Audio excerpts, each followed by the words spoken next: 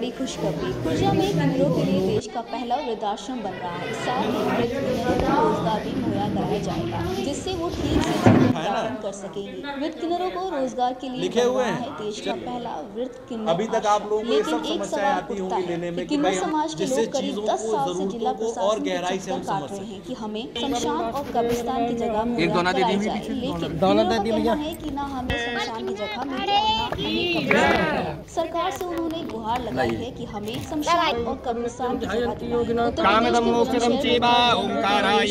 आश्रम बनने जा रहा है। यहाँ रहने वाले किन्नरों के रोजगार का भी इंतजाम किया जाएगा। ये बीड़ा उठाने वाली समाज सेवी रंजना ने बताया है कि ये सब करने के लिए उन्होंने अपने जीवन तक बेच दी है। दूसरों के चेहरे पर मुस्कान बिखेरने वाली किन्नरों का दिल इस कदर टीस से भरा होता है जिसे कोई नहीं देखता। ना रहने का ठिकाना और ना जीवन व्यापन का कोई साधन। अब थाना खुर्जा के गाँव अभी तक आप लोगों को ये सब समस्याएं आती होंगी लेने में कि भाई जिससे चीजों को जरूरतों को और गहराई से हम समझ बनने जा रहा है। यहाँ रहने वाले किन्नरों के रोजगार का इंतजाम किया जाएगा। खाने वाली समाज सेवी रंजना को अपने जीवन तक है, लेकिन एक सवाल उठता है कि किन्नर समाज के लोग करीब 10 साल से जिला प्रशासन के जगह मिल जाए, लेकिन किन्नरों का ये कहना है कि ना उन्हें शमशान की जगह मिली और ना ही कब्रिस्तान की। सरकार से लगातार वो गुहार लगा रही हैं। थर्ड जेंडर का जीवन यापन दया व इमदाद पर आश्रित है। रोजगार भी लोगों की खुशियाँ में छिपा है, जो मिला उसे किस्मत मान लिया। अधिकांश किन्नर मसाफिर के रहम और गम पर जिंदा है। नाफरमानी से सड़क पर आ जाते हैं। समाज सेवी अभी तक आप लोगों को ये सब समस्याएं आती होंगी लेने में कि भाई हम जिससे चीजों को जरूरतों को और गहराई से हम समझ सकें। में किन्नर शारीरिक शोषण का शिकार होते हैं। एक दोना दे दी पीछे दोना दे दी भैया। वो विरोध क्यों नहीं करते इस पर? उनका कहना था कि आश्रम, महिला आश्रम व बाल आश्रम, लेकिन हमारे लिए सरकार ने अच्छा है बस पड़े रहो। समाज से दूरी इतनी है कि कोई किराए पर मकान नहीं देता। रोजगार से दूर की बात है। रंजना कहती हैं कि इस पीड़ा ने ही किन्नर आश्रम की नींव रखने के इरादे को मजबूत किया है।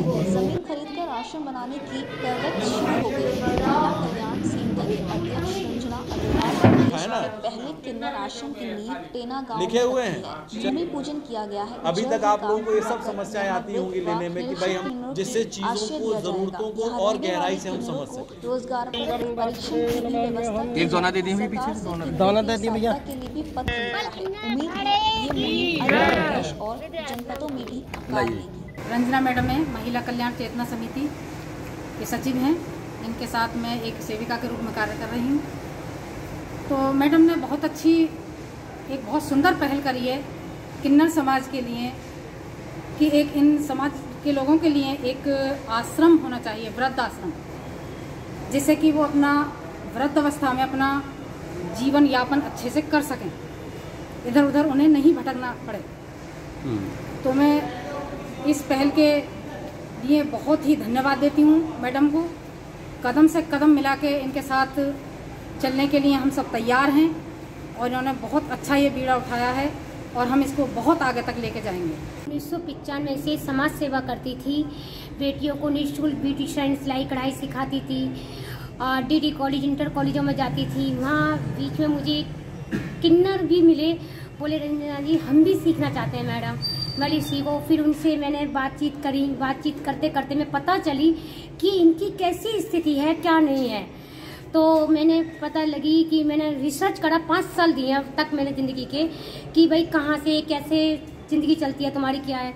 मेरठ, गाजियाबाद वगैरह मैं सब में घूम आई।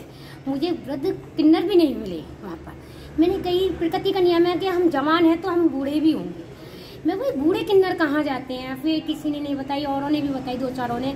बोले रंजना जी आपका तो बेटा भी होता, पति भी होता है और समाज भी होता है, और समाज भी नहीं तो कम से कम सरकार ने वृद्ध आश्रम तो खोल रखे हैं, तो वहाँ तो बुढ़ापा कट जाएगा आपका।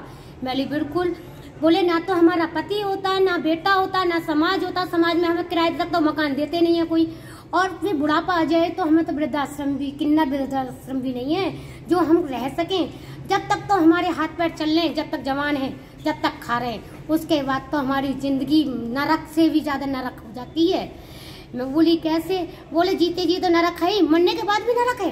बोली भाई ये ऐसा क्यों? बोले मरघट भी होते हैं सबके, हर समाज के, और आपने देखा होगा कि कब्रिस्तान भी होते हैं। किन्नर समाज के तो मरघट भी नहीं है, हमें मरने के बाद कहाँ जलाया जाएगा। मुझे भी बहुत ताज्जुब हुआ कि हाँ सच बात है।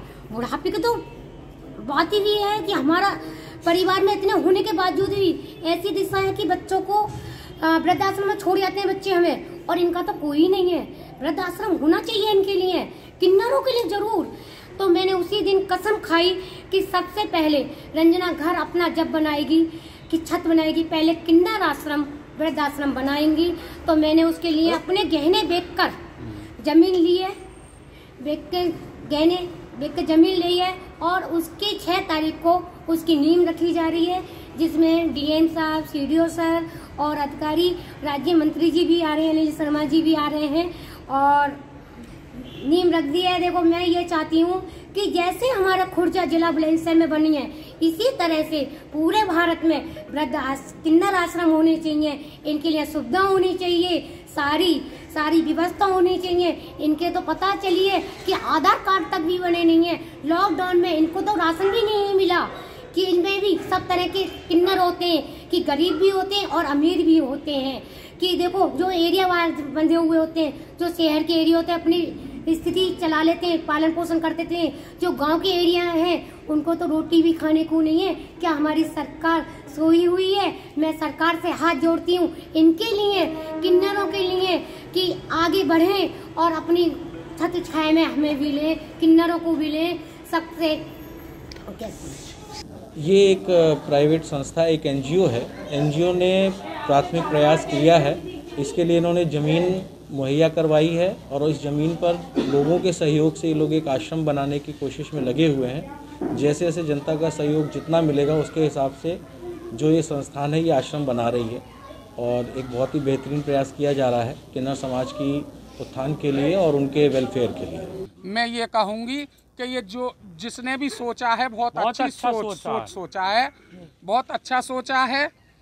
और इसके साथ साथ प्रशासन से भी और मेरा माननीय प्रधानमंत्री जी से भी कहना है कि शमशान भूमि और कब्रिस्तान किन्नरों को दिया जाए। खुर्जे नगर में ना कब्रिस्तान है और ना ही शमशान भूमि है किन्नरों के लिए।